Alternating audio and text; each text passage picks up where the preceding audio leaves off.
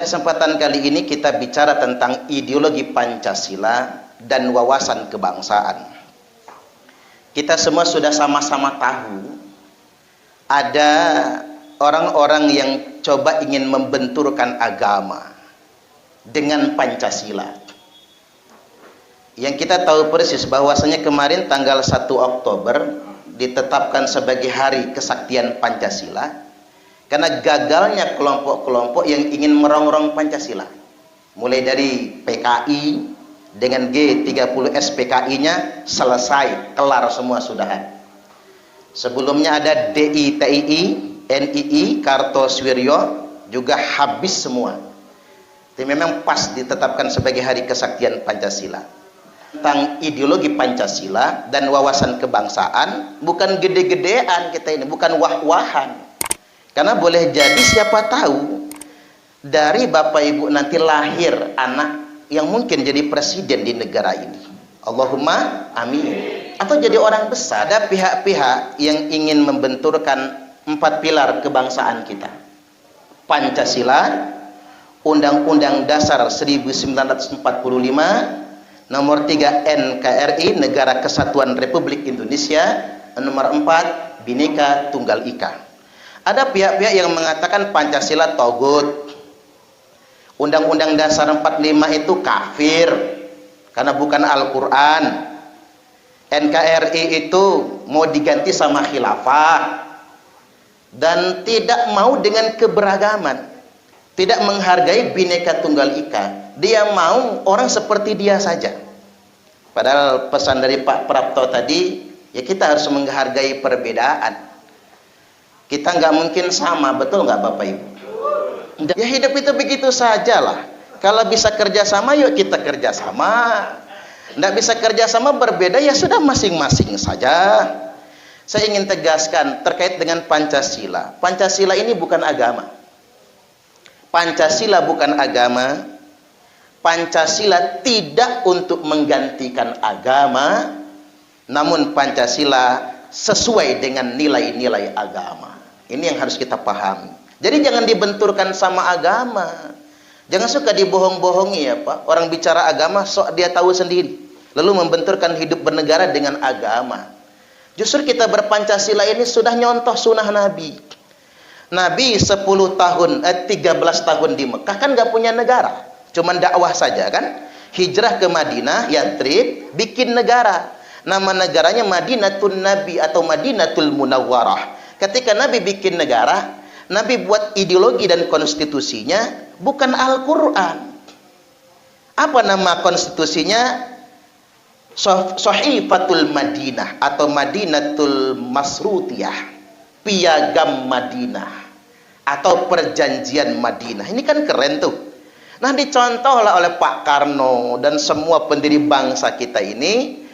Kita bikin Piagam Jakarta. Nabi bikin Piagam Madinah, pemimpin bangsa kita bikin Piagam Jakarta, yang isi Piagam Jakarta itu Pancasila. Jadi kita ini bikin Pancasila, nyontoh Nabi justru. Dan selanjutnya Pancasila itu kalau kita baca dan kita selami, nilai-nilainya persis dengan nilai-nilai Al-Quran.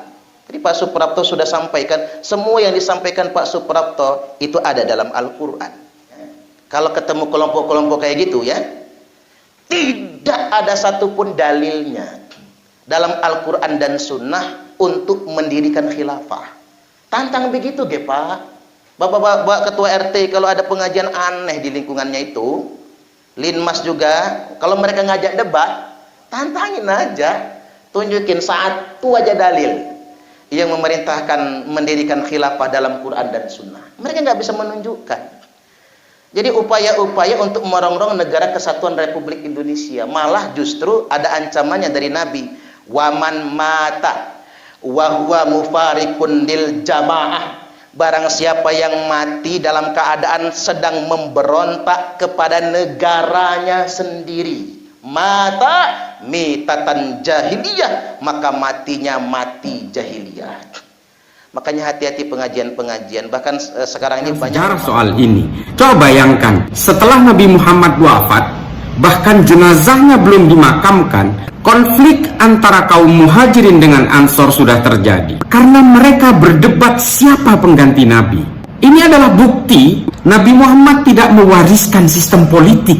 Siapa pengganti Kanjeng Nabi setelah beliau wafat? Nabi tidak pernah mewariskan itu. Bukti sejarah mengatakan Sayyidina Abu Bakar dijadikan sebagai penerus Nabi. Apa yang terjadi? Sa'ad bin Ubadah tidak menerima itu dan tidak mau berbaiat kepada kepemimpinan Sayyidina Abu Bakar.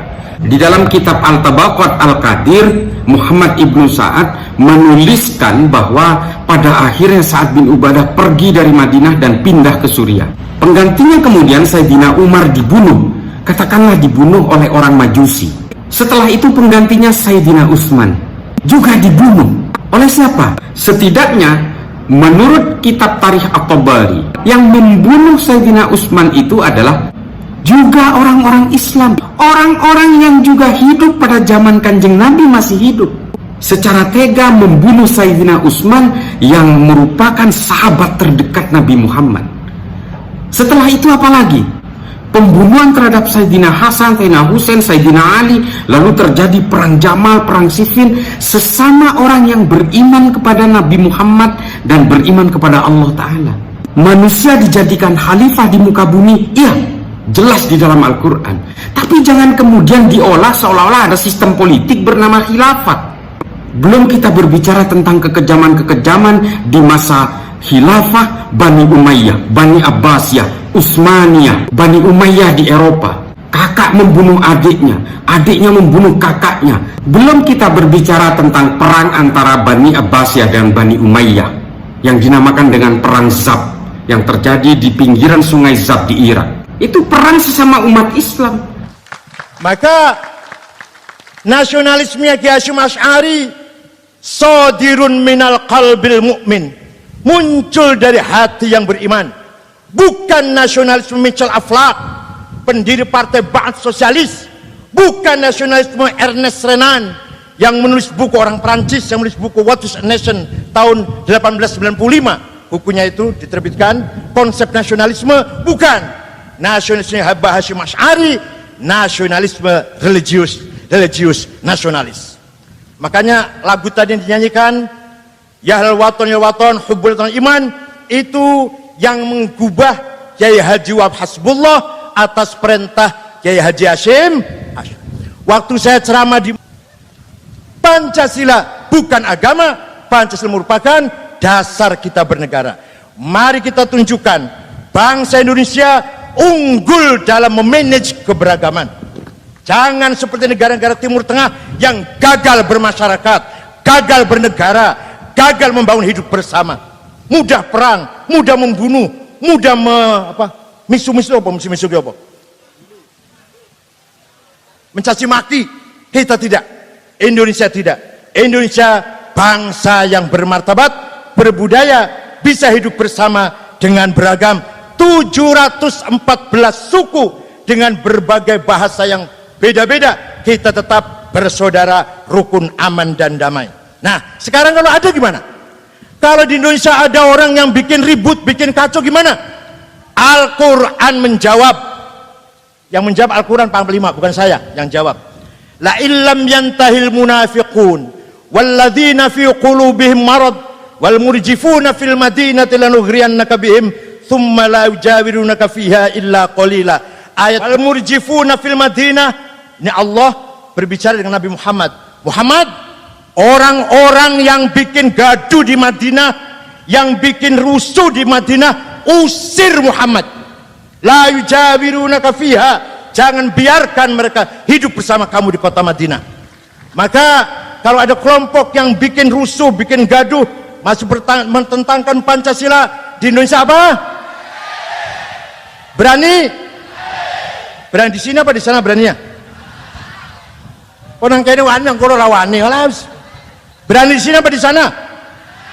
Berani sekarang apa sampai besok? Wal murjifuna fil madinati lanughriyannaka bihim thumma la yujawirunaka fiha illa qalila. Muhammad, orang-orang yang bikin rusuh, bikin gaduh, bikin pecah belah, ujaran kebencian, adu domba, fitnah, lewat WhatsApp, lewat Twitter, lewat apa lagi?